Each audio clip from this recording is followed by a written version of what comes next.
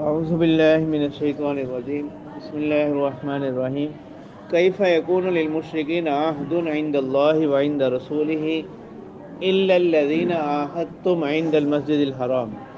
کیسے کوئی عہد ہو سکتا ہے مشرکین کے لیے اللہ کے نزدیک اور اس کے رسول کے نزدیک مگر وہ لوگ جن سے تم نے عہد کیا مسجد حرام کے پاس، تو فمستقاموا لکم فاستقیموا لہم، جب تک وہ قائم رہیں تمہارے لیے تم بھی ان کے لیے قائم رہو، یعنی جب تک وہ اس عہد کی پاسداری کریں تم بھی کرو۔ ان اللہ یحب المتقین، بے شک اللہ تعالیٰ پسند کرنے والے ہیں ڈرنے والوں۔ تو اب یہاں پر کہا جا رہا ہے کہ عہد کی معاہدے کی کیا کرو، پاسداری کرو، اور اس کے بعد اللہ تعالیٰ فرما رہے ہیں کہ اللہ تعالیٰ پسند کرتے ہیں متقین کو۔ اصل جو چیز انسان کو طاعات پر قائم رکھنے والی ہے وہ کیا ہے؟ تقوی ہے۔ کیفا وَإِن يَظْهَرُوا عَلَيْكُمْ لَا يَرْقُبُوا فِيكُمْ إِلًّا وَلَا ذِمَّةً، کیفا کس طرح ممکن ہے، وَإِن يَظْهَرُوا عَلَيْكُمْ، اور اگر وہ لوگ غالب آ جائیں تم پر، لَا يَرْقُبُوا فِيكُمْ إِلًّا وَلَا ذِمَّةً، نہیں انتظار کرتے تمہارے متعلق کسی قول کے اور نہ ہی کسی قرار کا۔ لا يرقبوا فيكم الا ولا ذمہ، نہیں ہے وہ منتظر تمہارے بارے میں الا ولا ذمہ، کسی قول کے، ولا ذمہ، اور نہ ہی کسی قرار کے۔ اشتروا یرضونکم بافواہہم وتأبى قلوبہم، یعنی وہ تم سے یرضونکم بافواہہم، وہ آپ لوگوں کو راضی کرتے ہیں اپنی زبانوں سے، وتأبى قلوبہم، اور ان کے دل منکر ہیں، ان کے دل انکاری ہیں،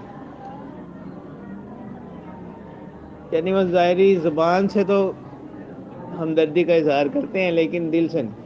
وَأَكْثَرُهُمْ فَاسِقُونَ، ان میں سے اکثر لوگ گنہگار ہیں۔ اشتروا بآیات اللہ ثمنا قلیلا، کہ انہوں نے اشتروا بآیات اللہ ثمنا قلیلا، یعنی لے لیا اللہ کی آیات کے عوض تھوڑا سا ثمن، فصدوا عن سبیلی، اور روکتے ہیں اس کے راستے سے۔ انہم ساء ما كانوا یعملون، بے شک برا ہے جو وہ کرتے ہیں۔ لا يرقبون فی مؤمن الا ولا ذمہ، کہ وہ نہیں انتظار کرتے ایمان والوں کے بارے میں کسی قول کا نہ ہی کسی قرار کا۔ وَأُولَٰئِكَ هُمُ الْمُعْتَدُونَ، اور یہی لوگ حد سے تجاوز کرنے والے ہیں۔ فَإِن تَابُوا وَأَقَامُوا الصَّلَاةَ وَآتَوُا الزَّكَاةَ فَإِخْوَانُكُمْ فِي الدِّينِ، اللہ تعالیٰ فرما رہے ہیں کہ اگر یہ لوگ توبہ کر لیں اور نمازوں کو قائم کر لیں، وَآتَوُا الزَّكَاةَ، اور زکوٰۃ ادا کریں، فَإِخْوَانُكُمْ فِي الدِّينِ، تو وہ تمہارے دینی بھائی ہیں۔ وَنُفَصِّلُ الْآيَاتِ لِقَوْمٍ يَعْلَمُونَ، اور ہم تفصیل سے بیان کرتے ہیں آیات کو ایسے لوگوں کے لیے جو جاننے والے ہوں۔ وَإِن نَكَثُوا أَيْمَانَهُم مِّن بَعْدِ عَهْدِهِمْ وَطَعَنُوا فِي دِينِكُمْ فَقَاتِلُوا أَئِمَّةَ الْكُفْرِ، اگر وَإِن نَكَثُوا أَيْمَانَهُم مِّن بَعْدِ عَهْدِهِمْ، اگر وہ توڑ دیں اپنی قسموں کو، مِّن بَعْدِ عَهْدِهِمْ، اپنے معاہدوں کے بعد، وَطَعَنُوا فِي دِينِكُمْ، اور تمہارے دین میں کیا کرنے لگے، طعن کرنے لگے، عیب درازی شروع کر دیں، فَقَاتِلُوا أَئِمَّةَ الْكُفْرِ، تو تم قتال کرو کفر کے پیشواؤں سے، یعنی جو ان کے نمائندہ لوگ ہیں۔ اِنَّهُمْ لَا ایمان لَهُمْ لَعَلَّهُمْ يَنْتَهُونَ، بے شک ان کے لیے کیا نہیں ہے، کوئی قسمیں نہیں ہیں تاکہ وہ لَعَلَّهُمْ يَنْتَهُونَ، یعنی ان سے قتال کرو شاید کہ تاکہ وہ لوگ کیا ہو جائیں، باز آئیں۔ تو اس سے معلوم ہوا کہ کسی بھی شخص کے لیے دین کے بارے میں علمی تحقیق کرنا اس کی تو اجازت ہے، لیکن دین میں طعن و تشنیع کرنا اس کی یہ جائز نہیں۔ الا تقاتلون قوما نکثوا ایمانہم، کیوں نہیں قتال کرتے آپ ایسی قوم سے، نکثوا ایمانہم، جنہوں نے اپنی قسموں کو توڑ دیا، وہموا باخراج الرسول، اور انہوں نے ارادہ کیا رسول کے نکالنے کا، وہم بدؤکم اول مرہ، اور انہوں نے ہی ابتدا کی آپ لوگوں کے ساتھ پہلی مرتبہ، یعنی معاہدہ انہوں نے توڑا ہے۔ اتخشونہم، کیا تم ان سے ڈرتے ہو، فاللہ احق ان تخشوا، اللہ تعالیٰ زیادہ لائق ہیں اس کے کہ تم اس سے ڈرو، ان کنتم مؤمنین، اگر تم واقعی ایمان والے ہو۔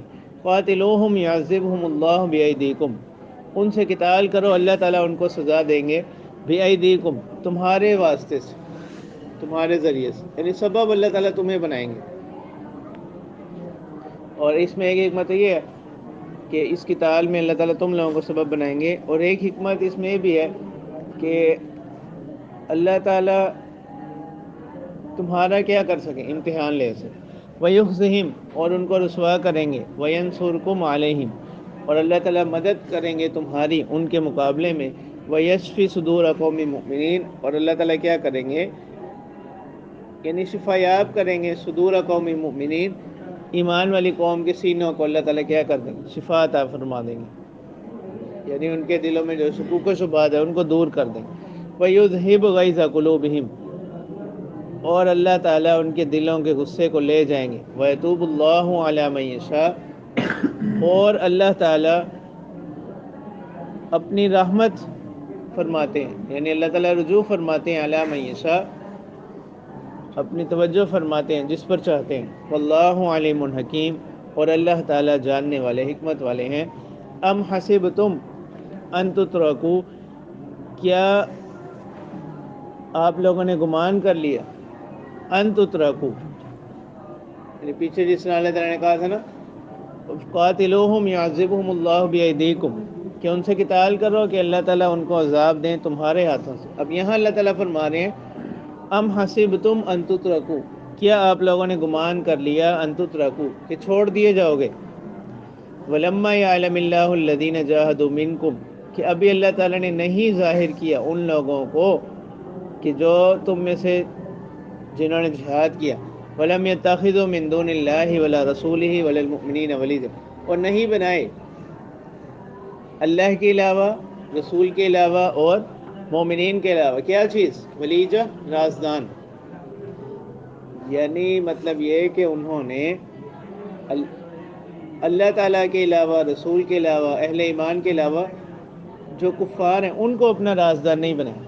ٹھیک ہے، یہی مضمون ایک دوسری آیت میں بھی آتا ہے کہ اللہ تعالیٰ فرماتے ہیں لا تتخذوا بطانة من دونکم، اپنے علاوہ کسی کو کیا نہ کرو، اپنا رازدان مت بنو. یعنی ممکن ہے ظاہری طور پر تو تمہاری باتوں کو سن لیں، لیکن کسی وقت میں وہ تمہیں کیا کریں، انہی باتوں کی بنا پر کوئی نقصان پہنچا دیں. اور یہ جو پہلا حکم تھا ام حسبتم ان تترکوا ولما یعلم اللہ الذین جاہدوا منکم، اسی سے ملتا جلتا مضمون سورہ عنکبوت میں اللہ تعالیٰ فرماتے ہیں احسب الناس ان یترکوا ان یقولوا آمنا وهم لا یفتنون، یعنی کیا لوگوں نے گمان کر لیا کہ وہ صرف اتنا کہنے پر چھوڑ دیے جائیں گے کہ ہم ایمان لائے، وهم لا یفتنون، اور ان کو آزمایا نہ جائے گا. ٹھیک ہے، تو جب انسان کو اللہ تعالیٰ نے پیدا کیا اس کی زندگی جو ہے وہ ایک مقصد کے ساتھ، تو اس مقصد کی تکمیل وہ اس سے کیا ہوگی، کروائی جائے گی. ٹھیک ہے، جیسے اللہ تعالیٰ فرماتے ہیں ایحسب الانسان ان یترک سدی، کیا انسان یہ گمان کرتا ہے کہ اس کو چھوڑ دیا جائے گا بے مقصد، بیکار. ٹھیک ہے، بلکہ جب اس نے دعویٰ کیا کہ کیا ہے، صاحب ایمان ہے، اب کیا ہوگا، اب ایمان کے ساتھ ساتھ اس پر کیا ہوں گی، آزمائشیں بھی آئیں گی، اس کے ایمان کا کیا ہوگا، امتحان ہوگا. واللہ خبیر بما تعملون، اللہ تعالیٰ تمہارے اعمال سے باخبر ہے.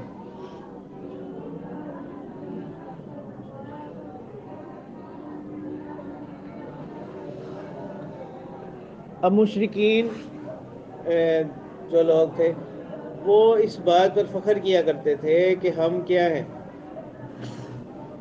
کعبہ کے، بیت اللہ کے، مسجد حرام کے متولی ہیں ہم لوگ، تو ہمیں تو یہی بہت فضیلت حاصل ہے، بہت افضلیت حاصل ہے.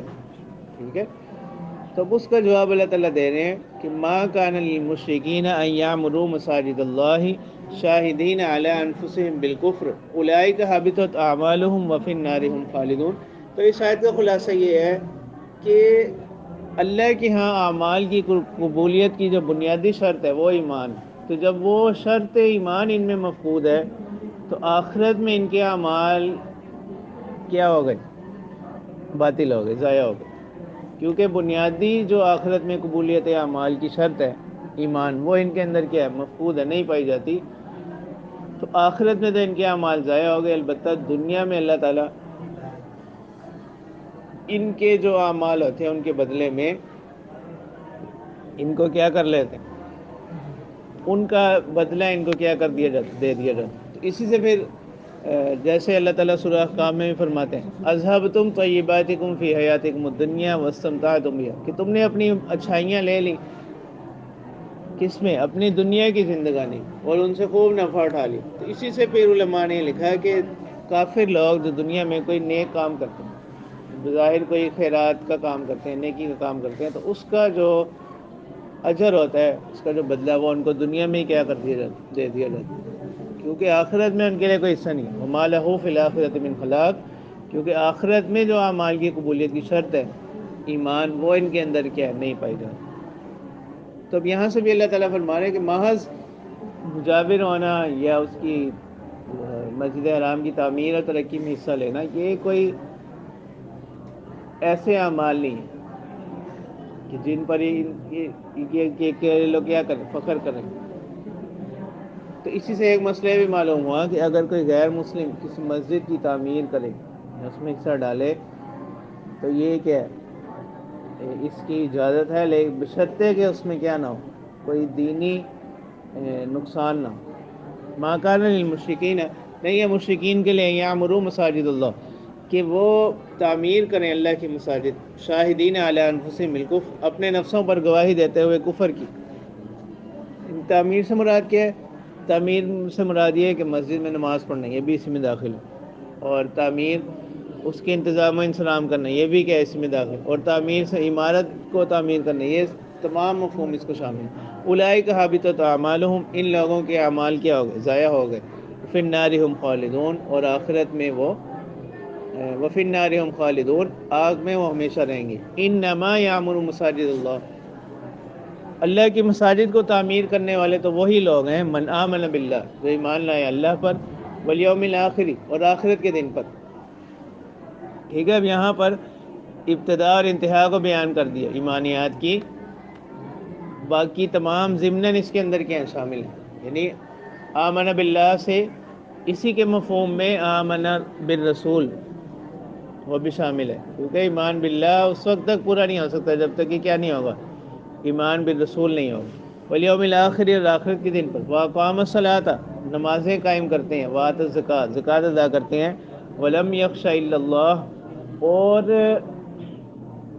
نہیں ڈرتے اللہ کے سوا کسی سے، فعسى اولئک ان یکونوا من المہتدین، تو امید ہے کہ یہی لوگ کن میں سے ہوں گے، ہدایت پانے والوں میں سے۔ اس سے معلوم ہوا کہ ایمان کے ساتھ ساتھ ایک اہم جز کیا ہے، مساجد کی تعمیر کرنا، یعنی اس کو وہاں پر نمازیں پڑھنا، اس کی تعمیر و ترقی کا خیال کرنا، ٹھیک ہے، جن جو اس کے آداب ہیں ان کا خیال رکھنا، ٹھیک ہے۔ اس لیے حدیث مبارکہ میں آتا بھی ہے نا کہ آپ صلی اللہ، اس کا مفہوم یہ ہے کہ آپ صلی اللہ علیہ وسلم نے فرمایا کہ اگر کسی شخص کو دیکھو کہ وہ کس میں مسجد کی آبادی کا خیال رکھتا ہے، مسجد کی تعمیر و ترقی میں حصہ لیتا ہے، تو اس کے ایمان کی گواہی دے دو، اس کے ایمان کی کیا کر دو، گواہی دے دو۔ پھر یہی آیت آپ صلی اللہ علیہ وسلم نے تلاوت فرمائی، اجعلتم سقایۃ الحاج و عمارۃ المسجد الحرام کمن آمن باللہ والیوم الآخر وجاہد فی سبیل اللہ۔ تو اللہ تعالیٰ فرما رہے ہیں کہ اجعلتم سقایۃ الحاج، کیا تم نے حجاج کے پانی پلانے کو اور مسجد حرام کی تعمیر کو بنا لیا، کمن آمن باللہ والیوم الآخر، اللہ اور آخرت پر ایمان اس شخص کی طرح جو ایمان لائے اللہ پر اور آخرت کے دن پر، وجاہد فی سبیل اللہ، اور اس نے اللہ کی راہ میں کیا کیا، جہاد کیا۔ یہاں دو باتیں، ایک تو یہ کہ ایک شخص وہ کفر کے ساتھ کیا کر رہا ہے، حجاج کو پانی میں پلا رہا ہے اور مسجد حرام کی تعمیر بھی کر رہا ہے، تو یہ اس شخص کے برابر نہیں ہے جو یہ اللہ پر ایمان لائے، اور اسی طرح اس شخص سے بھی برابر نہیں ہے جو اللہ پر ایمان لانے کے ساتھ ساتھ اس نے کیا کیا، وجاہد فی سبیل اللہ، اللہ کی راہ میں جہاد بھی کیا، اللہ کی راہ میں جہاد بھی کیا ہو۔ لا یستوون عند اللہ، یہ دونوں جو ہے یہ اللہ کے نزدیک کیا نہیں ہے، برابر نہیں ہے۔ واللہ لا یہدی القوم الظالمین، اللہ تعالیٰ نہیں راہ دکھاتے ظالم قوم کو۔